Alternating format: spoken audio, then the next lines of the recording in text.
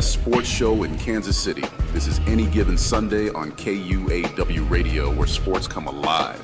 Join your hosts, the awesome voice, and Coach 24 as they dive into the latest sports news, analysis, and excitement. From the biggest games to the most thrilling moments, they've got it all covered. So sit back, relax, and get ready for an hour of unbeatable sports action. This is Any Given Sunday on KUAW Radio.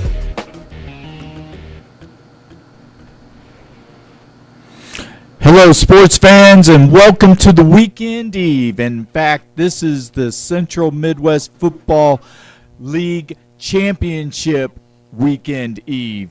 And this is Brian Kress, the awesome voice, and my co-host, my brother with another mother, Coach 24. He took a week off, and he decided that he wanted to go visit his mom down in Texas. So, absolutely, buddy, I hope you enjoy your time. He had the week off because of the fact of the Royals, who were busy people today, making a lot of trades, including one that was Carl Yastrzemski's grandson.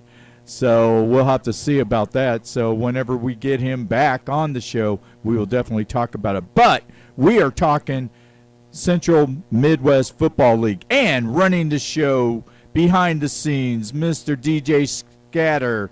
George Walker, how are you doing, Mr. Walker? Hey, I'm having a great time this evening, and I'm ready for a good show. Absolutely. And I have got the host of Semi-Pro Game Day, Dimitri Colbert. Mr. Colbert, how are you doing? How everybody doing? This is Coach Favorite Coach C on MIC. There you go. I'm glad to be here. Oh my gosh, yeah, absolutely, man. We are pumping up because in at least 24 hours we'll at least be headed towards Arkansas. Oh man, that's going to be quite the drive. I was looking it up today. I was talking with Midwest Stick from Smash Mouth Sports. Shout out to Smash Mouth Sports and the amazing things they're doing over there, man. Shout out to Smash Mouth Sports. We was talking about just traveling out there, and I went and looked it up. It's going to be a drive, but I'll tell you that it's going to be worth every mile. I'll tell you that. Absolutely. So, I was looking forward because I was going down to Joplin. I had some friends down there I was going to go see. So I'm just going to go see them tomorrow night, hang out with them, and then go Saturday morning out there to Greenland, Arkansas. So out there, you go, what the heck is out there? The Central Midwest Football League Championship game. You've got the undefeated, the Great Plains champion, the Oklahoma Bears, the team that scored 48 touchdowns this year, against the Gateway champions that has only given up 80 points this year. In fact, actually it's 88, and 28 of them was in that one playoff game. So they've only given up 60 points. Like 60, 50, something. It's actually 60 points. 60 points. 60 points minus the 28 games. And they are the Kansas City Panthers. And I'm telling you what, this is going to be a phenomenal game. Both teams are looking for payback. Oklahoma Bears are 21 and 1 the last two seasons. They lost in the first round of the playoffs. They lost in the conference championship game. Oh, In the Great Plains Conference Championship game. They was up the whole game, but the last minute, shout out to back-to-back MVP Kendall Holmes. He connected with Charles West, who's possibly the fastest man in the league, and he dropped off a little hitch pass, and he took it 99 yards. But outside of that one drive, they played amazing football since they've been in the league. Can't say enough about the Oklahoma Bears. Right. So they are working hard to get back to the championship game, which they did. And then you got the Panthers, who the last couple of years have really been not one of the better teams, but they got it all together this year. They provided themselves with a phenomenal defense. They've got the co-coach of the year. They've got the assistant coach of the year in Jimmy Ross and Robert Webb. Shout out to Jimmy Ross and Bo Webb. And shout out to the Oklahoma Bears coach, Kevin Cox. So 2 undefeated coaches. The coaching matchup in this one is going to be amazing. The guy who finished second in voting for assistant coach of the year, James Griffith, the offensive coordinator for the Oklahoma Bears. And if you watched any Bears football, that man he get in his kitchen and he start cooking.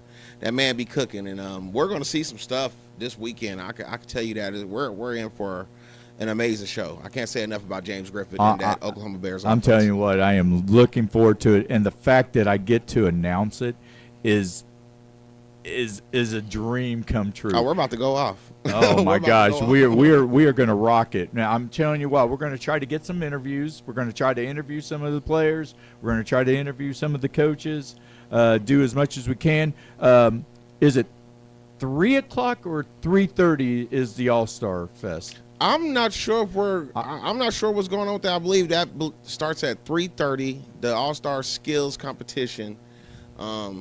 Please be sure to make that. That's going to be amazing. Fastest man in CMFL, strongest man in the CMFL.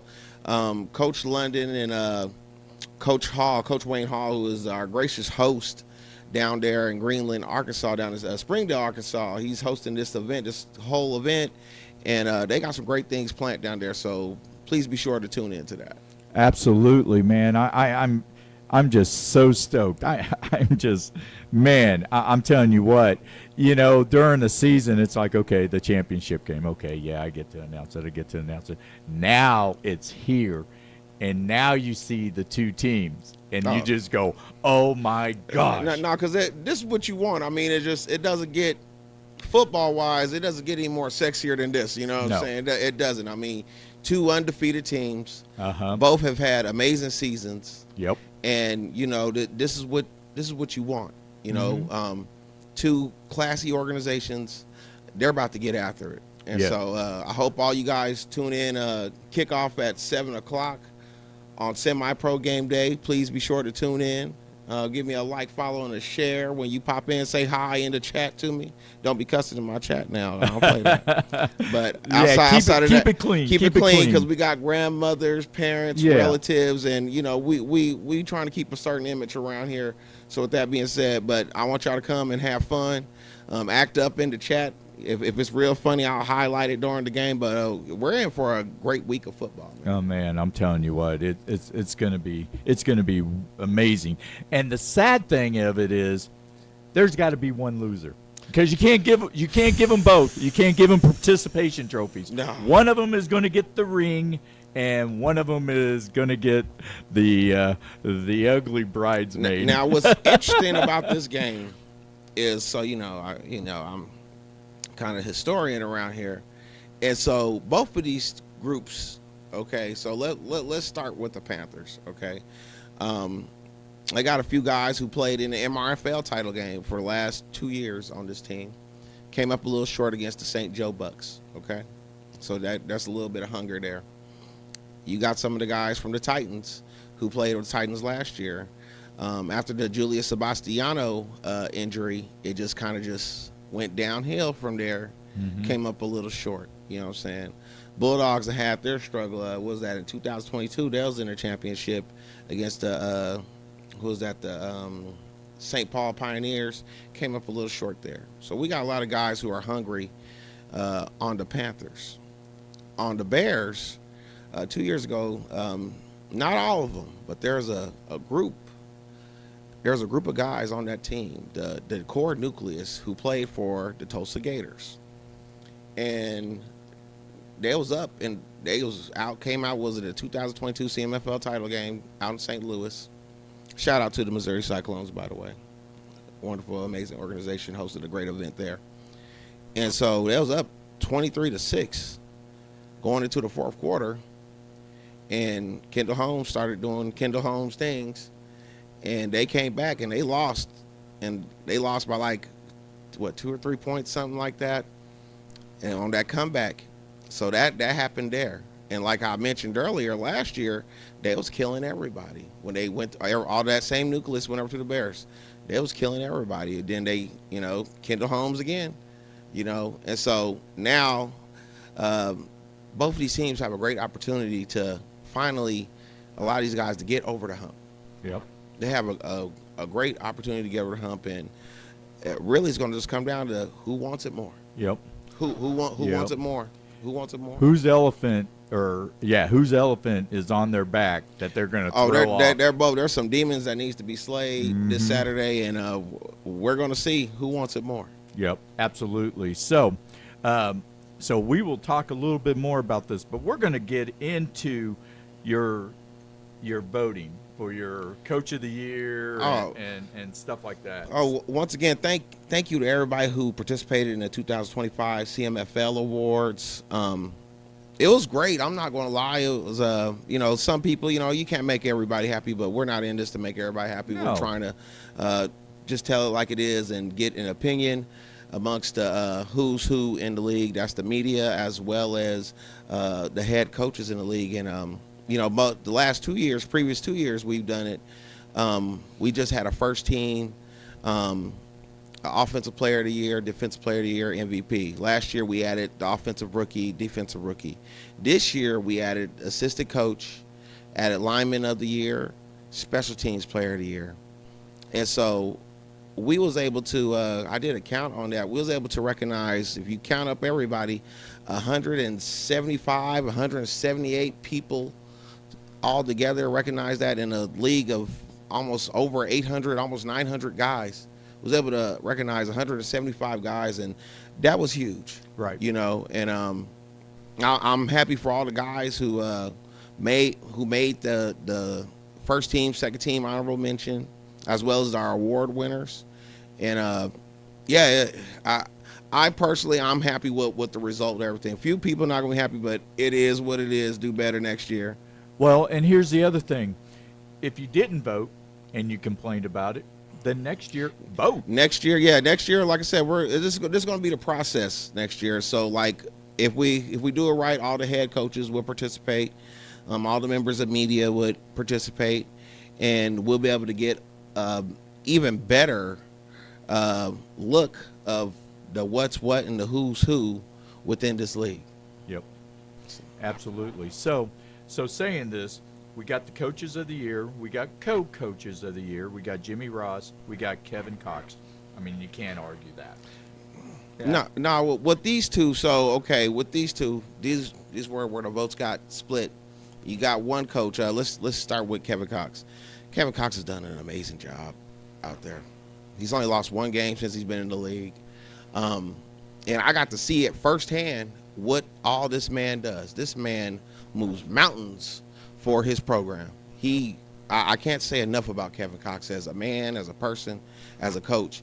He does it all for his camp, and he deserves it. I mean, and I'm not going to front about just far as like him recruiting, not just the players on the field, but recruiting the staff. He has the most amazing staff, or one of the most amazing staffs in the league, and everybody's high quality people, good character people. And it's no surprising where they at. That they don't call themselves the gold standard for nothing. But on the flip side of that, you can't take away what Coach Ross has done. Coach Ross has set a culture, because I've seen it, last year I've seen what it looked like compared to this year. Bless you. Yep. I've seen what it looked like this year, and that's why I call it he's the miracle man, and this is the miracle in Missouri. Yep. And what he's done with the Panthers, as far as bringing them back from the dead, to where the mighty Black Panthers, the Black Cats, bringing them back. I can't say enough about what Coach Ross has done. He did close to a miracle job. But saying that, I mean, he is the ringleader. He is the head guy. But he brought in great people. Bo Webb is starting with Bo Webb. So with Coach Robert Webb, shout out to Coach. Congratulations again, Coach Webb, assistant coach of the year. Man, from the first day I saw them at practice, you could just tell. Like Coach Webb, he's coached my nephews. I've seen the amazing work he's done in high school, and it's not surprising what he's done at the semi-pro level. And yeah, he got those boys playing.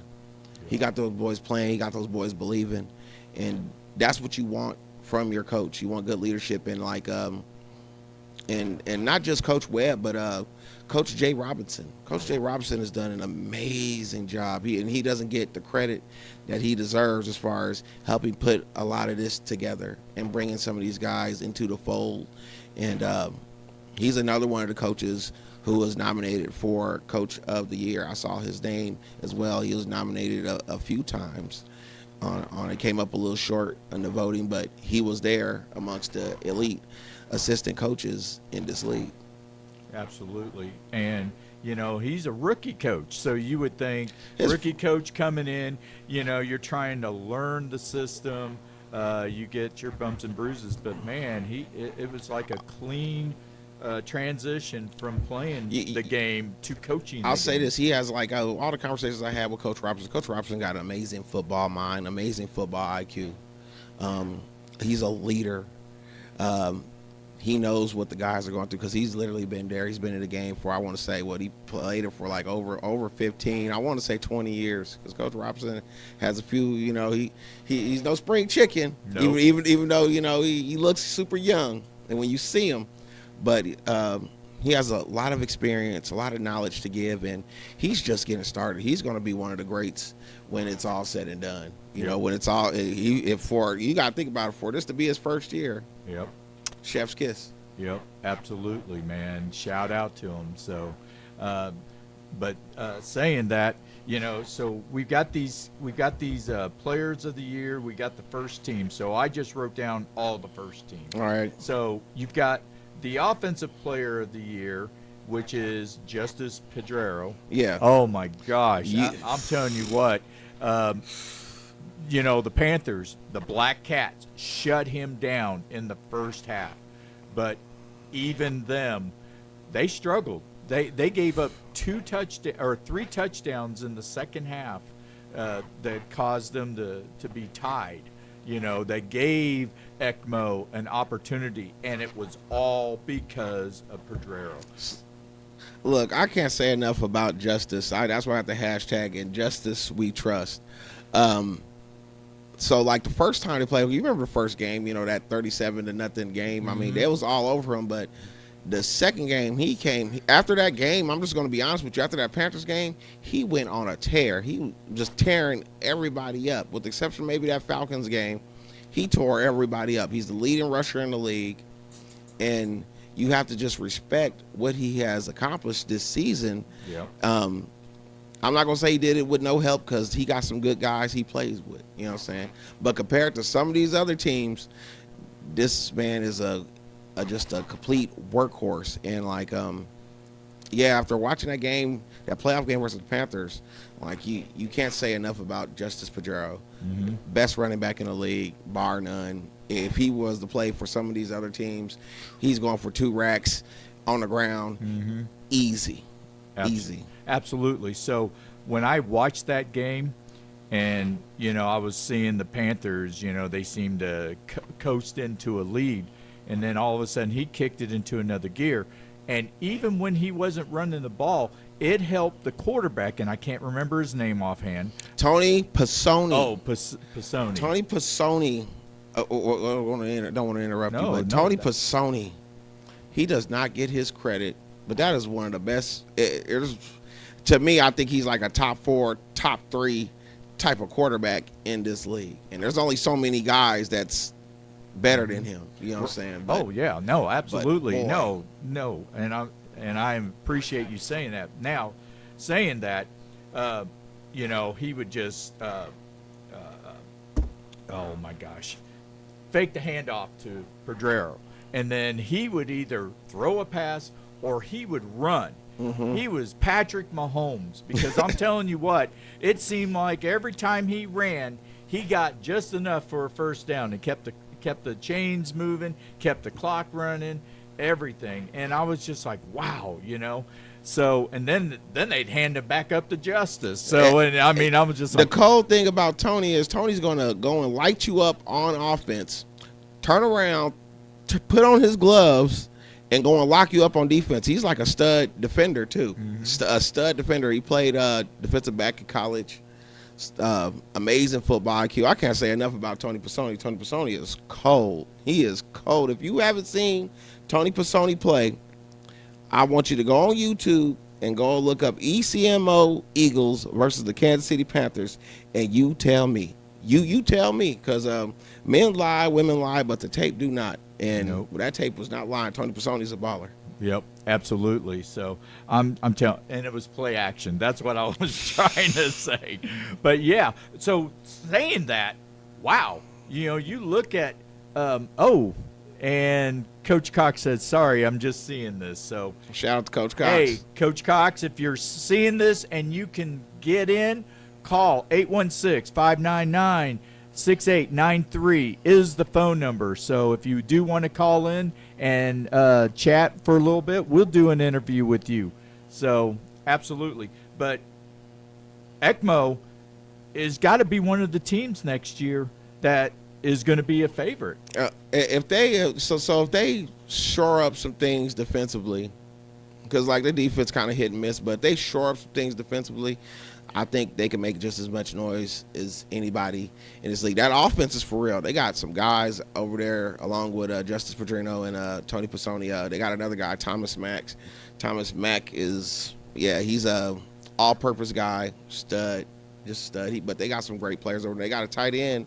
I forgot his name, but he was the second best tight end in the league. He's about 6'4", 6'5". You can flex him out.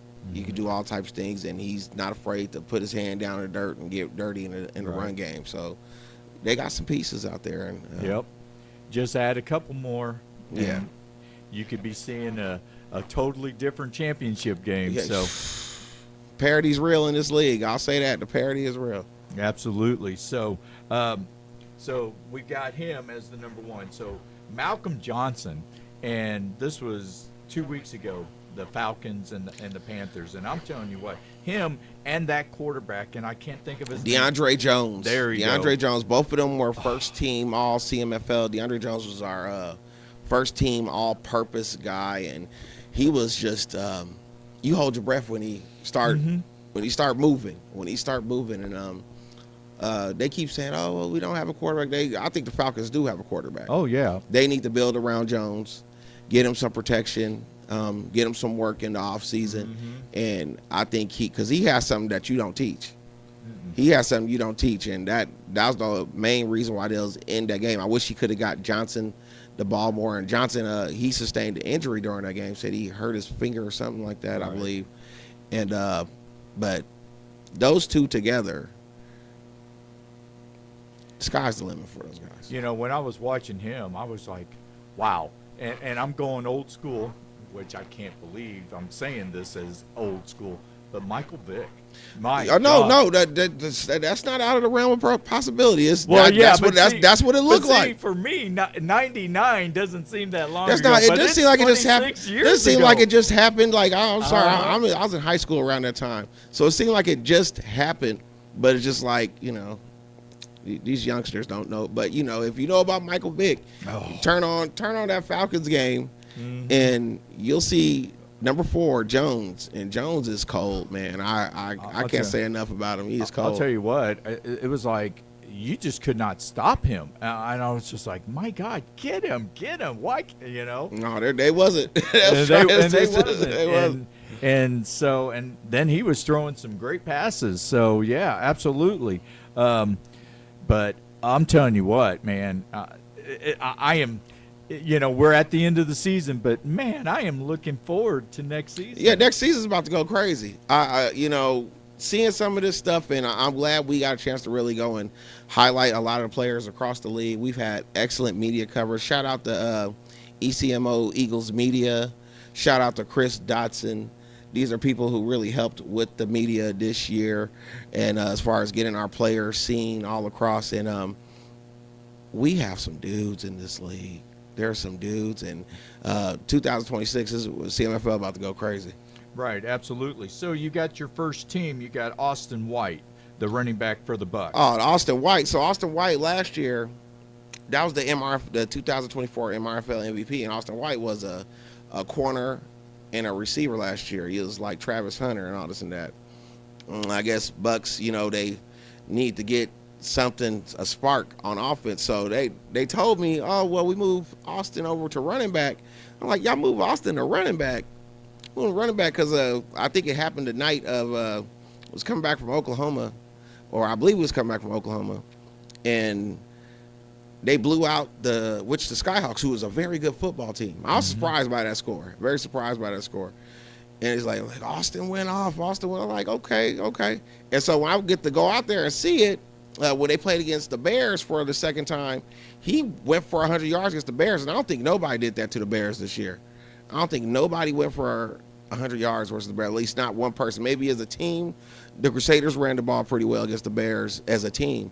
But I'm talking about one person going off. Nobody did that. And Austin White is, once again, just proves he's one of the special players in the league. So that is not surprising at all. Absolutely. And then you've got the quarterback, Garrett Griffin, quarterback for Oklahoma. I mean, you score 48 touchdowns, you better be first team. Let me tell you about, as I call him, the golden child, Garrett Griffin. I got to see, I watch a lot of Bears football, and I got to see it firsthand 2 times, The second time, really, the first time, it was good. It was a good game against the Tulsa Gators, great game against the Gators.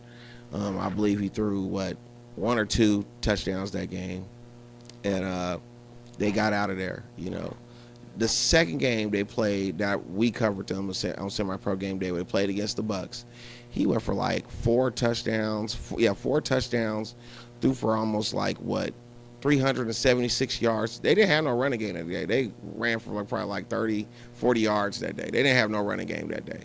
So it was all on his back. His lineman was missing. Our lineman of the year, Paris Williams, he didn't attend that game. And a few guys didn't attend that game. But he put that team on his back, and he was spinning. He was moving.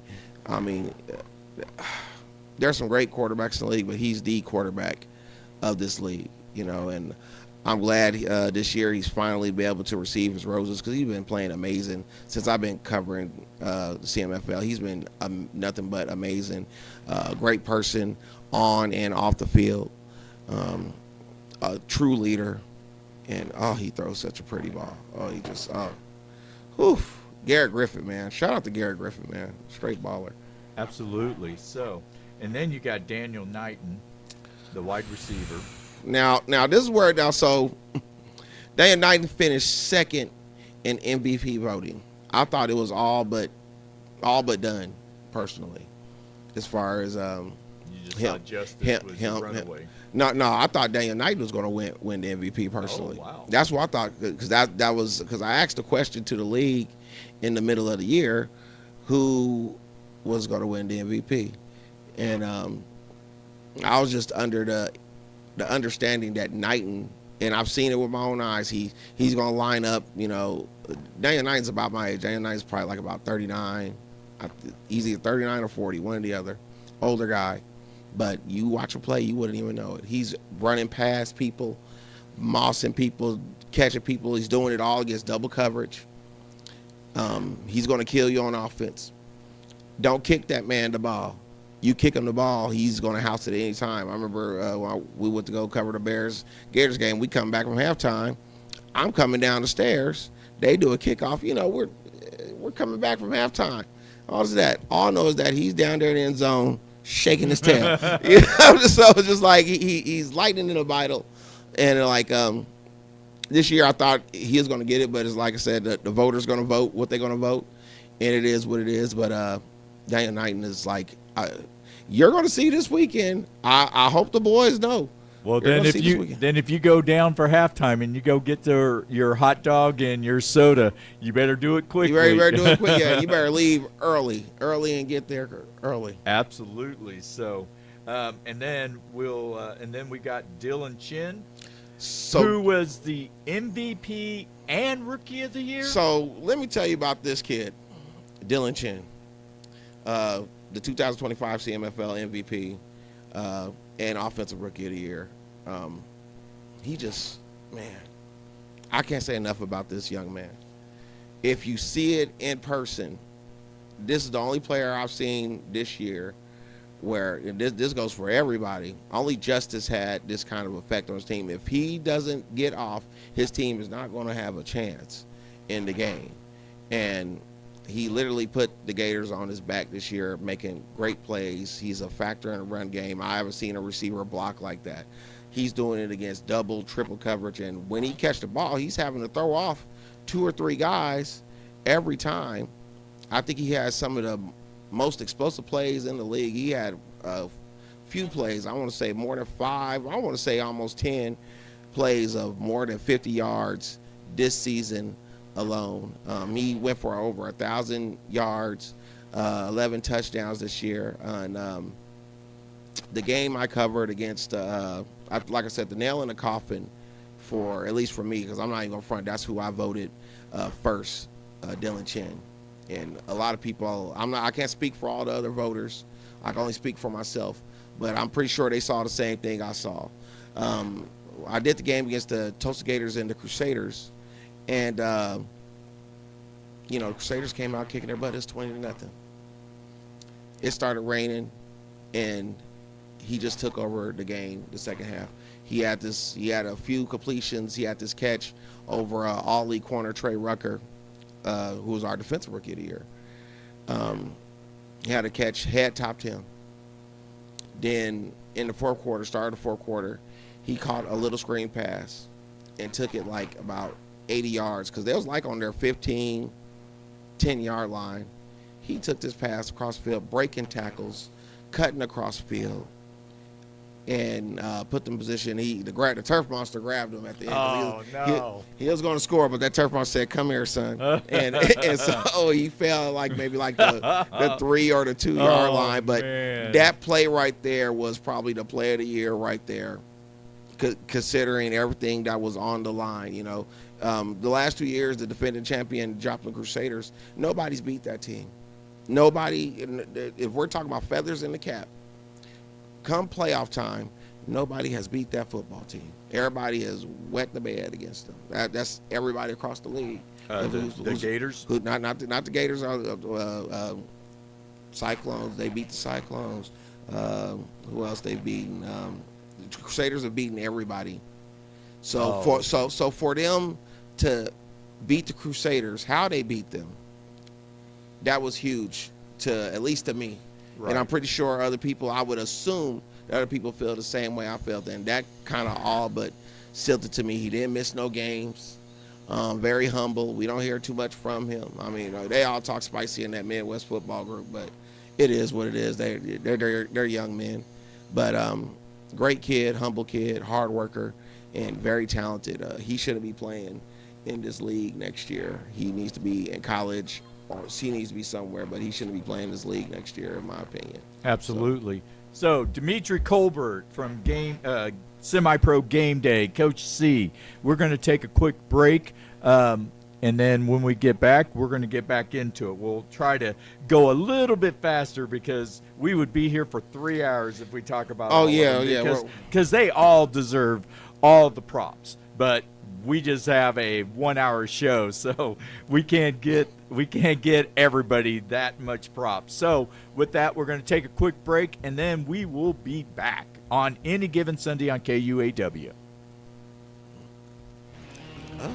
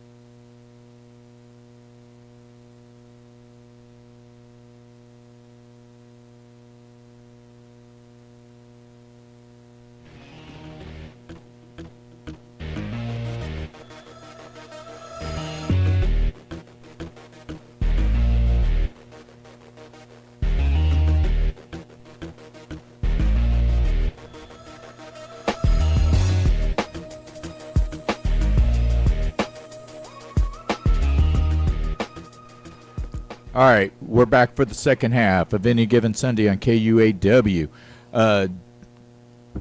DJ Scatter running the show, Coach 24.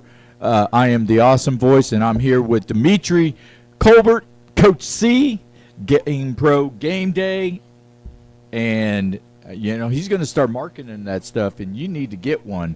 So we're gonna get the merch. We're going to get the merch. Going. Absolutely. Going. So I hope you guys come out and support what we do out here. If you know about Semi-Pro Game Day, we're not really trying to take no money from nobody. We're pretty much that's not what we do. We do this completely for the love of the game. Everything that I've done and I provide is coming out of my own pocket. I do it because, for one, I know all these organizations with the money, and I'm not trying to be another bill in your pocket, but I'm trying to support everything you guys do. So when we come out with that merch, please support and get you some game day merch. Absolutely. And if we can get some sponsors, that would even help us more, and then we can get it out to more people and rock and roll it definitely. Right. So we're gonna kind of expedite this a little bit faster. So we got the offensive line. We got Gerald Wheeler, John Means, Tulsa, and Bears. Paris Williams, who was the lineman of the year. You had R.J. Smith of the Bucks. You had Dylan Locke.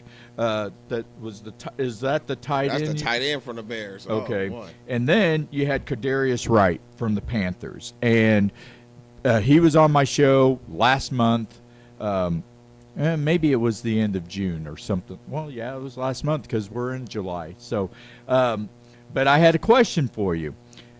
Kadarius Wright came on my show, and then Huntsville, Alabama, snagged him away, signed him to a contract. So congratulations. Shout out to Kadarius Wright. I am so proud. I am so happy for you. But at the same time, my show, and I guess that's a good thing, they saw him on my show and yours, and then they took him away. But asking this, Paris Williams was the lineman of the year. Had Kadarius played the rest of the season and he's playing in the championship game, who would you give the Lineman of the Year award to? Well, I mean, we're not going to take nothing away from Paris Williams. Paris Williams have had an amazing year, the most dominant lineman, or one of the most dominant linemen in CMFL, but you can't deny what Kadarius Wright has done as far as with the resume and things like that, and just just watching they play two different positions. Even though Kadarius does some left tackle, he's really a guard, and if you just watch it, I haven't seen no lineman do nothing like that, and that's why he was at the midway point of the season, he was the only lineman up for most valuable player. So wow. that should tell you, I don't call him the one-man gang for nothing. Now, did he get any votes?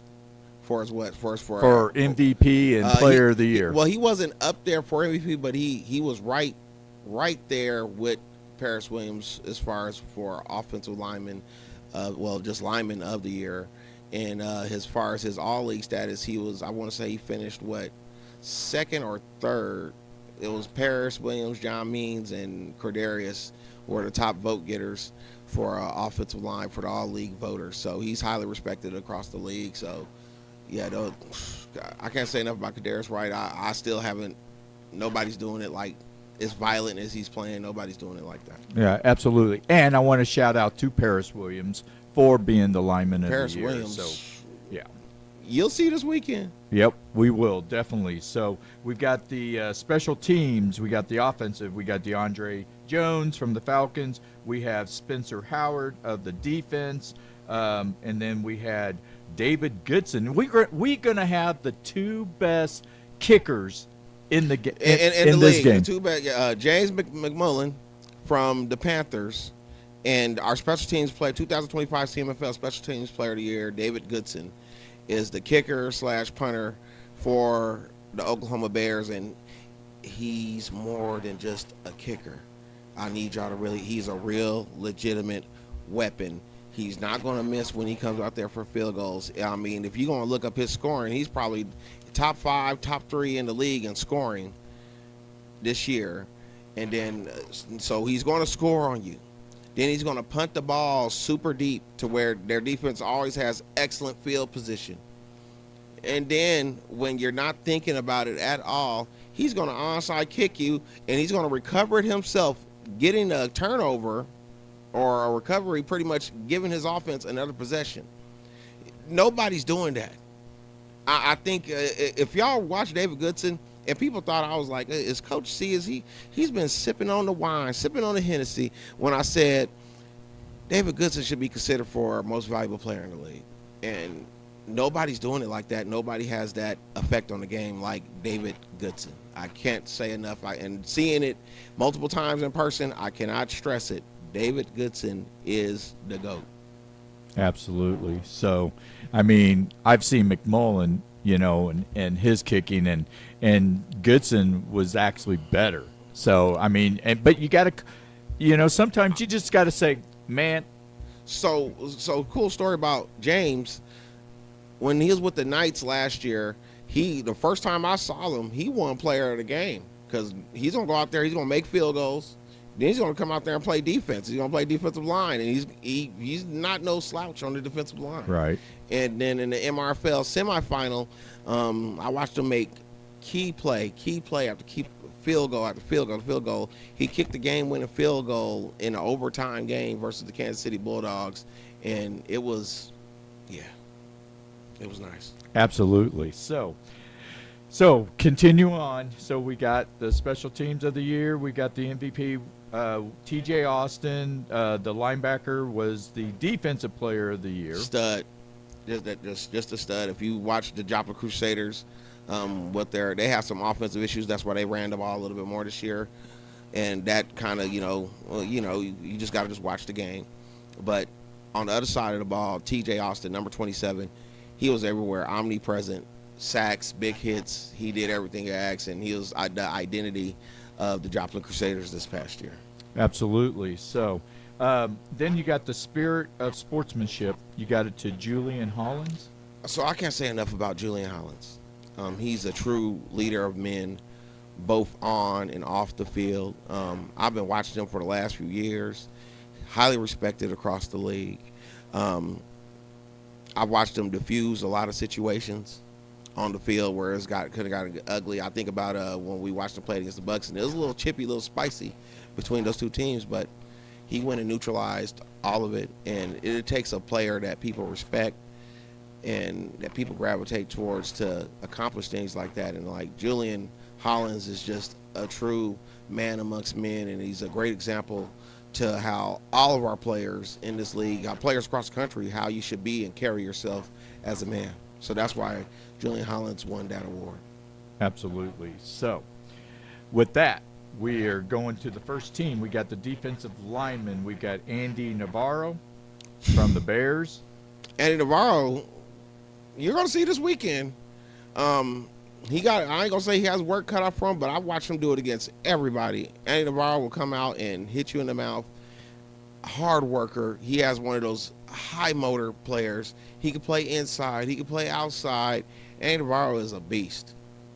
Yep. And then you got Big Red, Christian Young. Christian Young. So Christian Young, he been complaining to me since we did the All-American team last year. He was a semi-pro game day All-American last year.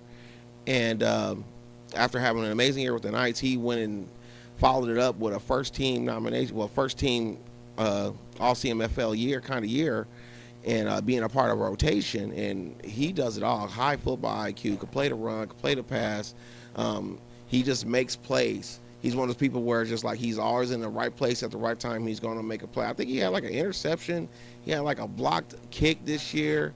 He's done some amazing things on defense this year. Shout out to Red Velvet, Christian Young. Red Velvet, that's what it was. He got a man of many nicknames. Yes, he does. Yes, he does. So, but then you got Darren McDaniel from the Falcons. So Darren McDaniel's a stud. We love Chubbs, man. Shout out to Chubbs, man. He had a great dominant year. At one point early in the season, he was leading the league in sacks, and he's highly respected. You have to account for him. Absolutely. And then you got Frankie Davis from Tulsa. Man, one of the leaders of the SWAT team defense for the Tulsa Gators, number 3. He plays the edge. I can't say enough about Frankie Davis. Frankie Davis is coming.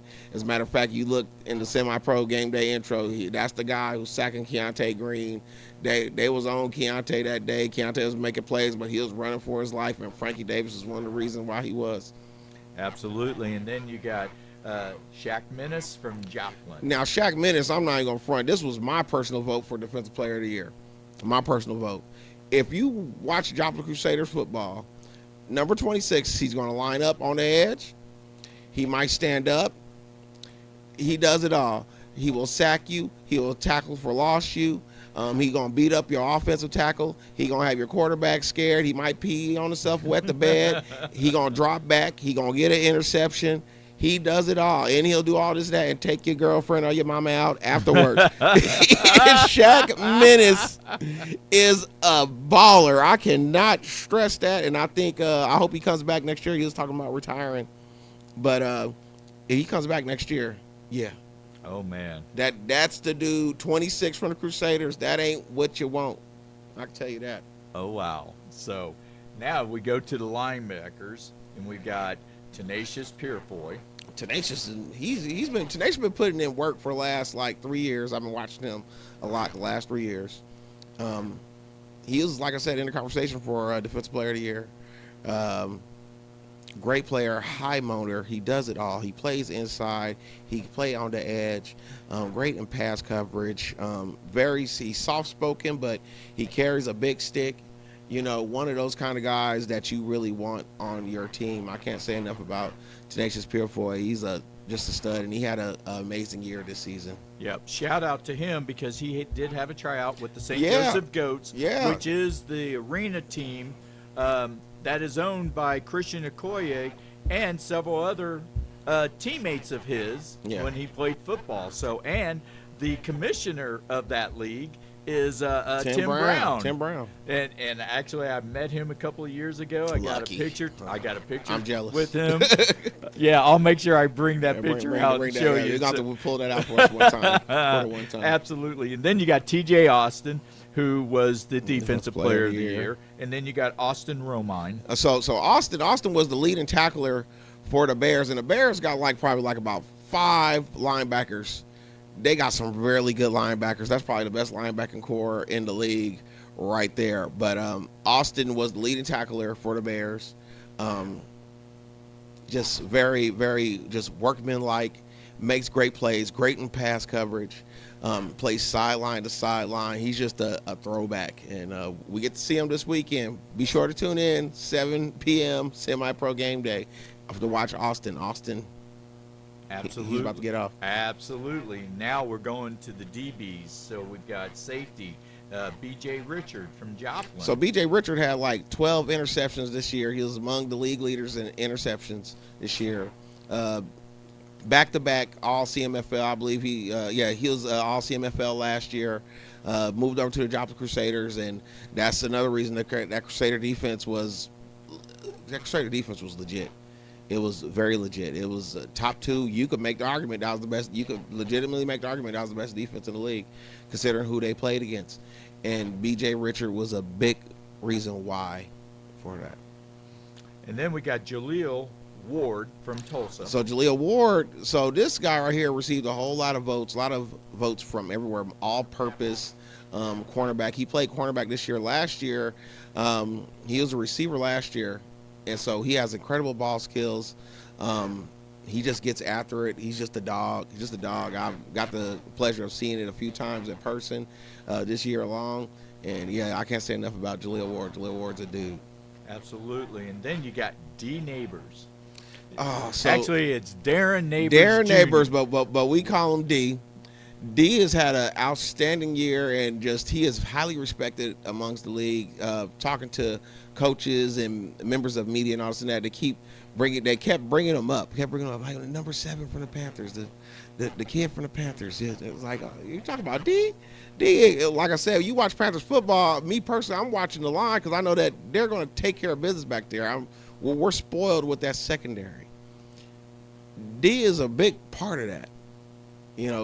Great ball skills, just sticky. He's going to be all over you. He's going to frustrate you, and he's had an amazing year, and he's highly respected across the league. Absolutely. And then you got Antoine Baker from the Cyclones. Antoine Baker is probably the best corner in the CMFL, bar none.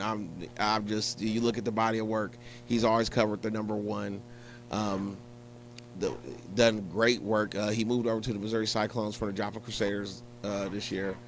And like I said, that's one of the reasons the Cyclones, nobody was throwing the ball on the Cyclones like that, because Mr. Baker. And shout out to Antoine Baker, who just graduated from college this year. Shout out to Antoine Baker. Oh, man. Major shout out. And congratulations. Congratulations, man. You know, getting that education is playing football is important, but that education is even more important. And I will give you a quote. If you think college is expensive, try ignorance. Older Antoine is going to thank you for the hard work you put in as a young man, trust me. And then we got Johnny Randall. Now, Johnny Randall, to me this year, personally, I think this, Antoine Baker has the reputation as the best corner in the league. This guy went on the field and proved it. Every time you watch the Bears play, it's Johnny Randall who's on the number one receiver. And Johnny Randall like, oh, I had a bad year this year. That's not what I saw this year. I saw a lot of pass breakups. I saw him beating up number one receiver type players and playing just amazing football against the Bucks. I watched him on a play where against Jaden King, who was like one of the best jump ball catchers in the league, he literally snatched the ball from his hand. I was like, Moss is like, he took it away. If y'all seen the highlights out there, Johnny Randall is a dude, and I can't say enough about that man, and he's a good guy. And then we go to A.J. Burton. The $1 trillion man, A.J. Burton. Man, A.J. had a great year this year. I love how chatty he is. I love how chatty he is. He get out there and he get after it.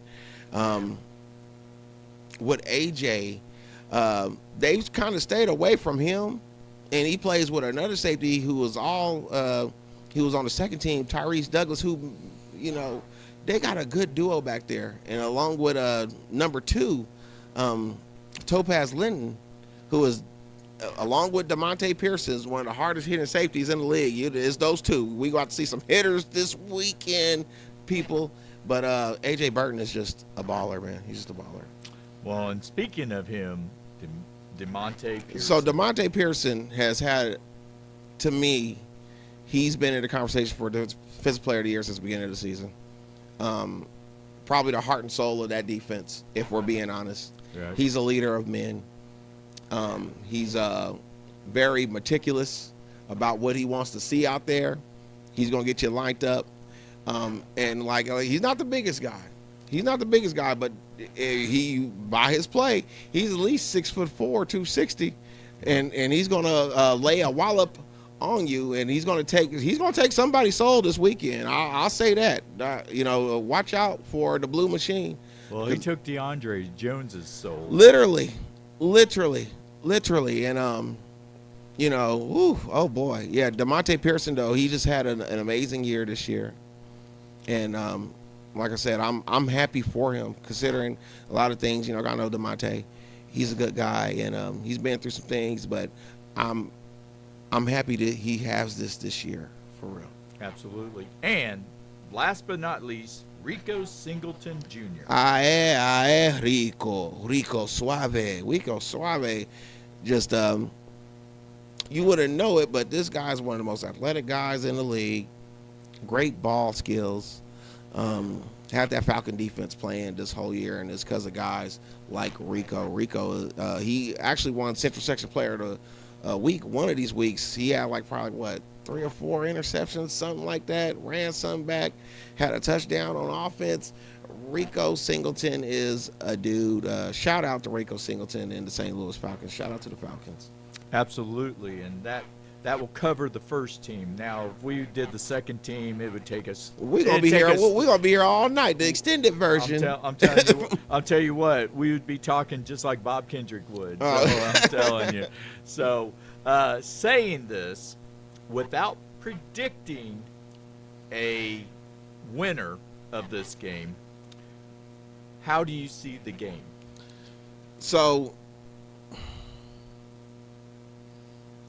be sure to tomorrow turn in for the Cat Daddy report because I'm going to be writing it tonight, so I'll have it. But without saying a winner, just looking at both the teams, been a lot of trash talk going on. A lot of trash talk. And it's going to be interesting. It's going to be both these teams, considering who they played this year, it's going to be a tough route for both of these teams. This is the best team the Panthers have played this year. And as far as with the Bears, this is a top 3, top 2 type of team they played this year. It just depends on how serious everybody comes out, how this game is going to go. This game could either be a blowout, it could either really be a blowout, or how I honestly think it's going to go. You remember the 2002 Miami Hurricanes versus the 2002 Ohio State Buckeyes? Okay. That double overtime. Isn't that with Ezekiel Elliott? No. Maurice Claret. The Maurice Claret yeah. team, where they played against the Miami team with all the draft picks and all this. Right. If things go wrong, it's going to look like that. If the Panthers make this ugly, it's going to look like that. And while this is a very good football team they're playing, everybody could lose. Everybody could lose. And so, but the Panthers are going to have to, they got their work cut out for them. I'm not even going to BS. They got their work cut out for them on defense, big time. This is going to be the greatest challenge they face against the best unit in the league. That's that Bears offensive line. And they go like 2 deep, 2, 3 deep as far as waves of guys. So it's like, it's going to be no break. So if the defense shows up, and the defense is really going to show up, we may have something. We may have something. But if the defense lets up, well, I will say this. In most Super Bowls, when you had a high-powered offense versus a high-powered defense, the defense usually won the game. And I use like the Miami Dolphins, Dan Marino versus 49ers. Let's see. Oh, Buffalo Bills.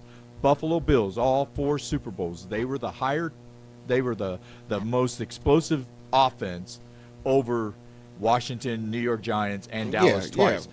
But it was the defense that shut down the Buffalo Bills. Yeah, that's going to be like I said, the Black Cat defense is the key. Going to be the key. That's where the game is really going to be between the Bears offense and the defense. Because like on the opposite side, that's going to be a good game. Because it's like, like, oh, well, we're going to, like, I've watched people, like I said, like I mentioned throughout this cast, the Bears probably got one of the better 1A, 1B secondaries. These are the Panthers and the Bears. These are the best secondaries in the league. Yep. But at the same time, I've seen both teams get cooked. So it's not like you can't get cooked. Right. Both teams are playing against the best offensive line group that they played against this year. So it's not going to be like y'all just blowing them up or anything like that. Right. And they're playing against a great quarterback. So we'll see what they do. We'll see. It's going to be a great game. Absolutely. And we are at the end of Any Given Sunday on KUAW. Dimitri Colbert, Coach C, Game Pro or Semi-Pro Game Day. Man, thank you very much for coming on. It is awesome. I've got Coach 24, my brother with another mother. And then I've got DJ Scatter, George Walker, and I am Brian Kress, the Awesome Voice. Be awesome, not angry. And you guys get out there to Arkansas and see that championship game. And we will see you soon. I felt like we was getting started. I hate that.